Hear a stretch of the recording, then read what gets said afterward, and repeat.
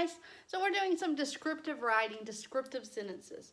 So what I want to do is take simple sentences like you did already and turn them into bigger descriptive sentences, okay? So if I were writing a story and I wanted to tell the audience that I ate a caramel apple and there was salt on it, I could say, I ate a caramel apple with salt. Okay? That is a sentence that I could write. But if I wanted to jazz it up a little bit, I have some sentence stems here. So I'm going to put the sentence stem up here. And then I'm going to write the sentence and add some of mine in there. Instead of saying I ate a caramel apple with salt, which is just very plain and very factual, what if I said, I was surprised by the taste of saltiness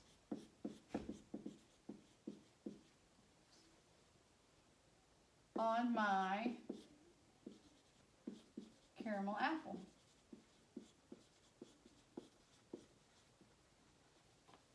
I was thinking maybe I could just write the taste of salt. Yeah, that might be better. So I was surprised by the taste of salt on my caramel apple. That sounds a little bit better than just I ate a caramel apple with salt. Which again, there's nothing wrong with this sentence. It's very factual and states the main points. This one just adds a little bit more description and suspense into the story. All right, let's look at another one. And this is also taste. So I'm going to do one sentence for each of the 5 senses. All right, let's erase this sentence. And look at the next one. What if I said, I heard footsteps?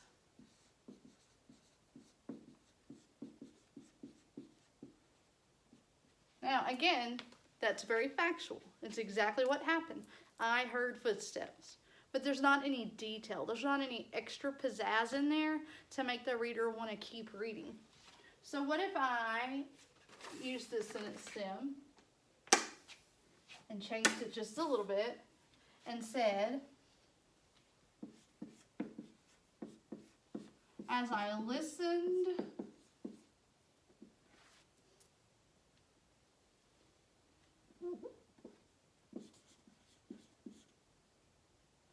I could hear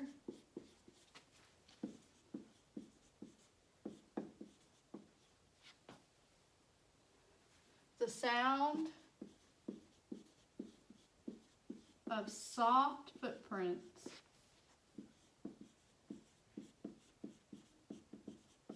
running on the carpet.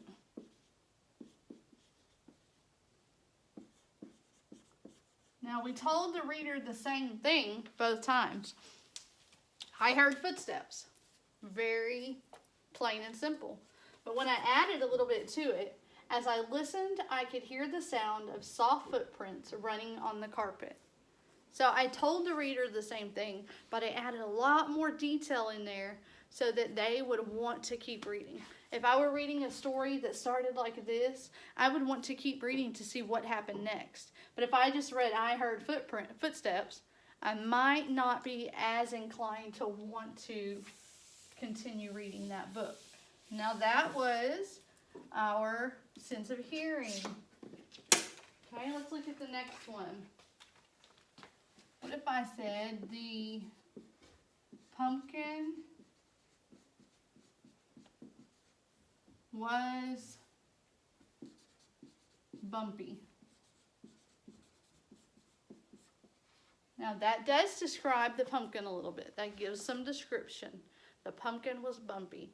So when you touched it with your hands and you felt it, that's what you felt. I add my sentence stem here, let's see what it sounds like if I use this.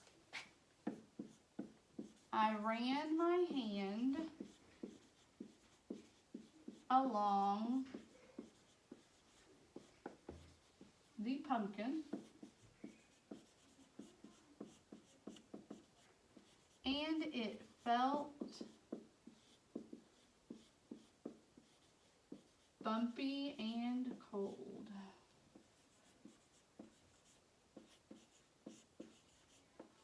Now, let's look at the first sentence. The pumpkin was bumpy.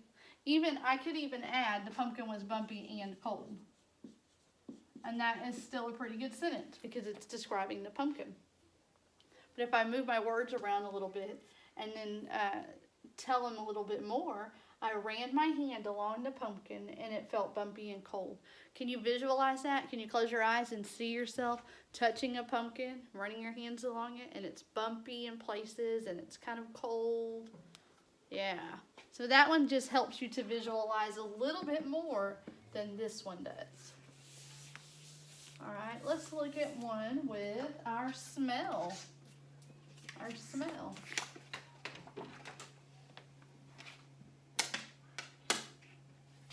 All right, what if I said the ocean smells salty?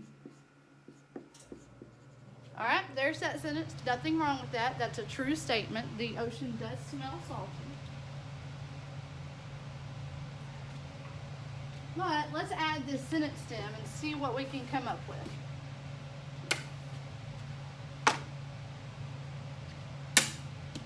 Whoop. There we go. When I breathed in,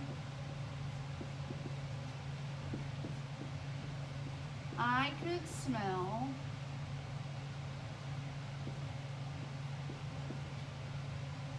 the saltiness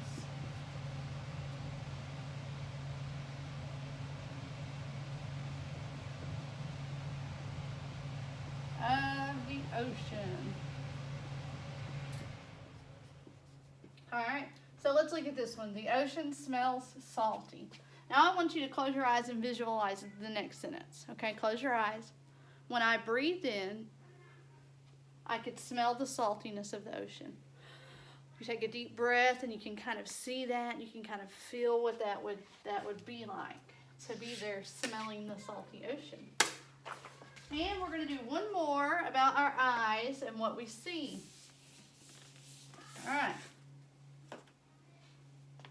I saw a hot air balloon.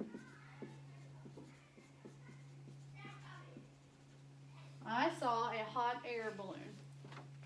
Now if we add our sentence stem, let's see if this makes it any better. My eyes widened as I noticed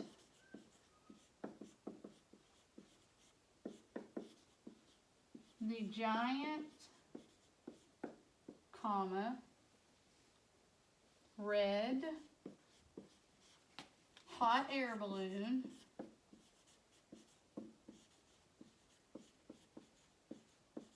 flying above my house. All right, so look at it again. Let's look at the first sentence. I saw a hot air balloon. That's a very factual. There's nothing wrong with that. You told us something that happened. Now look at I want you to visualize this one. I want you to think in your mind, make a movie as I read the next sentence. My eyes widened as I noticed the giant red hot air balloon flying above my house. Which one can you visualize more? Which one gives you more information? So when we're writing the next, this week and next week, I want you to add more and more detail to your sentences. All right. Now, another thing I noticed is that some of you would just put a period in random places. You just put one there. You've got to make sure that your complete thought comes out before you put your period. Okay? So you've got to get that whole thought out and then stop. And then you can write the next part of it and stop.